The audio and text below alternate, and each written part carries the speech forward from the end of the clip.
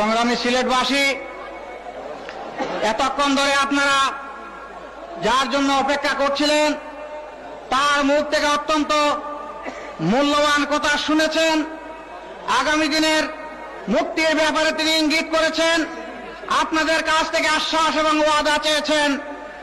আমি আজকের এই জনসভা সফল করার জন্য সর্বস্তরের সিলেটবাসীকে আন্তরিক মোবারকবাদ জানাচ্ছি। সেই সাথে আমি জানতে চাই যে আমাদের নেতা সিলেটবাসীর কাছে যে আশ্বাস চেয়েছিলেন, আমরা কি আজ বলতে পারি শাহজালালের এই মাটির সৈনিকেরা ইসলামের জন্য গর্জে উঠবে এবং কোন অন্যায়ের কাছে মাথা নত করবে না? সংগ্রামী সিলেটবাসী, আমরা আমাদের নেতাকে আশ্বাস দিচ্ছি, এই ওয়াদা দিচ্ছি, ইসলামের গণজোয়ার বাংলাদেশের এই উত্তর পূর্ব প্রান্ত থেকে ইনশাআল্লাহ শুরু হবে।